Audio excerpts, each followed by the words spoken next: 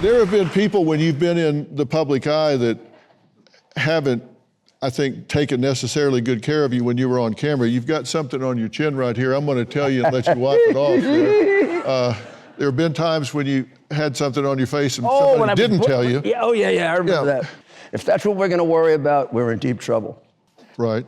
So you're under indictment right now in Georgia. That's right. And Arizona. Correct. You're accused of all kinds of things: fraud, forgery, election tampering, goes on and on and on. Some took a plea deal. You said no, I'm not. Correct. I think you said hell no, I'm not going to do that. That was probably what I said, maybe worse. Yeah. And you're going to fight these in Georgia and Arizona, right? And this will come to trial at some point when? Probably after the election, Phil, I think. Yeah. It almost seems impossible for it to go to trial before the election. I've got no discovery on this. Are you worried about your indictments? I was not. I think they go because people forget that this is based on a historical precedent. In 1960, we had one of our, historically close elections, Nixon, Kennedy. The night of the election, no one knew who won. One of the states in question was the state of Hawaii, because a lot of votes were military votes, thinking of Pearl Harbor and everything else. So they made a deal that they'd keep it open until the end of December, so that even when the Electoral College voted, if they voted, let's say, for Kennedy, because the vote currently was for Kennedy, if the court proceeding that was going to take longer than that eventually awarded it to Nixon, Nixon would get his votes. Problem is, if you don't have electors, you get your votes, but they can't vote. So you get deprived of 3 votes. They don't get voted anywhere, and that reduces the majority, makes it harder to get the majority. If you win ultimately in court, your 3 people will get awarded before the vote on January 6th. Mm-hmm. They shook hands, both campaigns, both candidates, and I was a Kennedy Democrat at the time. 2 men who were great Americans. Whatever you think of them, Nixon, Kennedy, whatever you think of Kennedy's exploits or Nixon's Watergate, these are 2 men who loved America more than anything else. And they realized this is a smart way to do it, sensible way to do it. So when you go down to December, lo and behold, it changes. Nixon gets the votes. The state court said, no, Nixon won by 342 votes. And Nixon, knowing now that they didn't make a difference, shook hands with Kennedy and said, let's forget it. Let's put it in the record, though, as a precedent. So 2 professors that came to us, they said, it's really important that you do this, because if you don't do this, you may win a couple of these states, and then you'll have no electoral votes. It'll be like winning them for no purpose. Now, if you want to ask me, and they can lie all they want, did I think we were going to win a couple of these states? You're damn right I thought we did. I did. Whether I was right or wrong, my view as a lawyer was that if we had ever gotten a fair hearing anyplace, we'd have won every one of those states.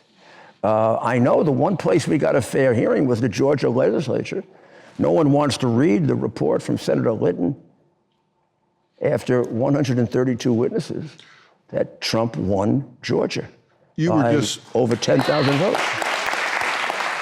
You were actually disbarred for arguing this in New York and suspended in D.C. and probably will be disbarred in D.C., if not already, for arguing this. Yes, I'm not allowed to argue the best view of the case for my client, which is they should be disbarred for that. The rule I have followed as a lawyer, which is 50 years of ethical conduct, never a complaint to the Bar Association about my misconduct. I litigated in the most contentious place in America, where if you don't have a Bar Association complaint, you're probably not doing your job. I don't know what I did. And I prosecuted, I would say, and you can dispute me if you want, I prosecuted the worst criminals of the 20th century. I do not think you'll find a more successful prosecutor in the United States of America. Why have you been disbarred in New York, in your opinion? Because Joe Biden and his family particularly and unusually despise me. Why? You would too, if you were as crooked as they are.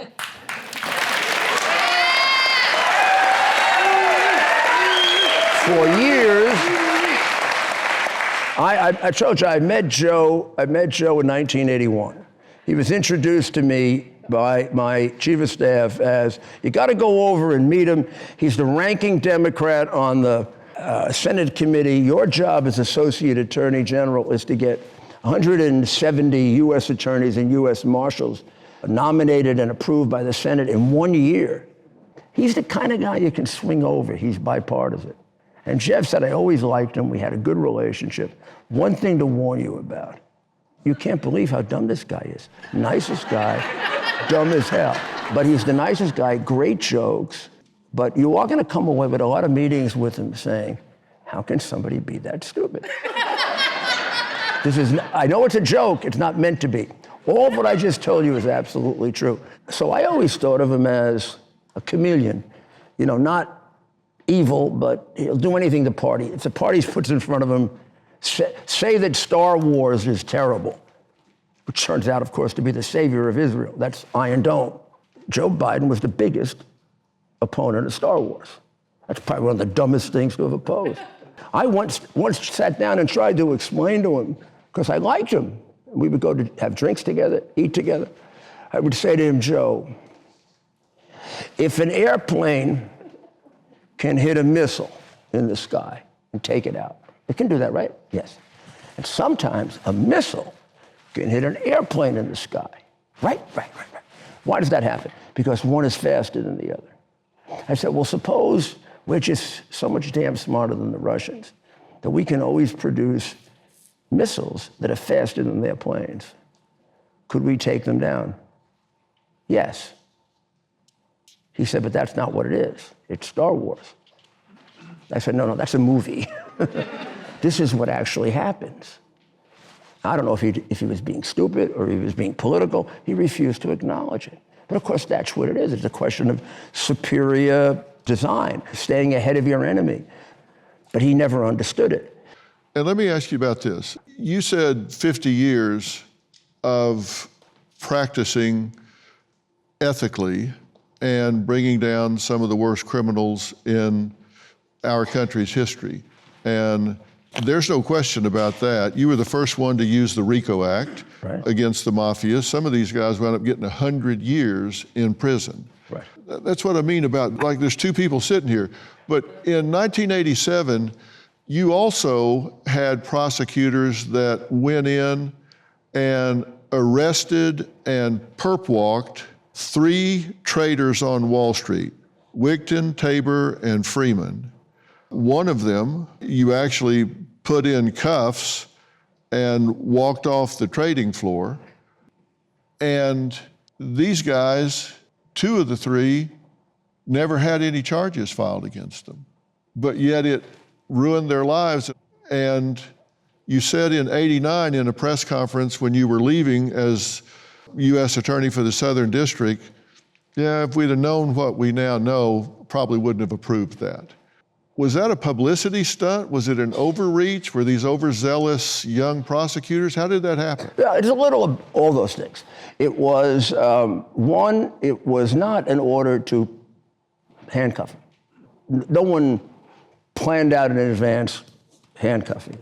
When the FBI and the Postal Service people got there, in the case of Mr. Wigton, he refused to leave. Said, come back after the trading day. Federal agents aren't that nice. When you say come back after the trading day, they're going to assume you're going to change documents. So they put him in cuffs and walked him out. The second guy got equally nasty with them, and they did that. The third guy, they didn't walk out. So it wasn't as planned as the next day. The newspapers loved the story and made it into a story that it was orchestrated by me. It wasn't orchestrated, it was happenstance. Did it have a good effect in a strange but somewhat unfair way? Yes. It scared the living daylights out of the Wall Street crooks. Now you say, well, were they Wall Street crooks? One of them went to jail for a deal of time. The other 2 weren't as seriously implicated, but they did cooperate. And they didn't get out because they were men of the year. They testified. A lot of people were never charged and testified for the government. Was that prosecutorial abuse? Was it an overreach? The putting of the handcuffs on was. They shouldn't have had the handcuffs on. To this day, I don't think it should have been done. And I do think, but I can't be 100% sure, that if they called me, I would have told them no. I didn't say that until years later, because I don't push off responsibility on the agents. I don't say, well, they made a decision I wouldn't make. They did. But they're agents. They have a tougher life than I do. Maybe if I were them, I would have made the same decision. The final thing, the idea that they were choir boys is ridiculous. They testified against the other two. The other two just were far more guilty.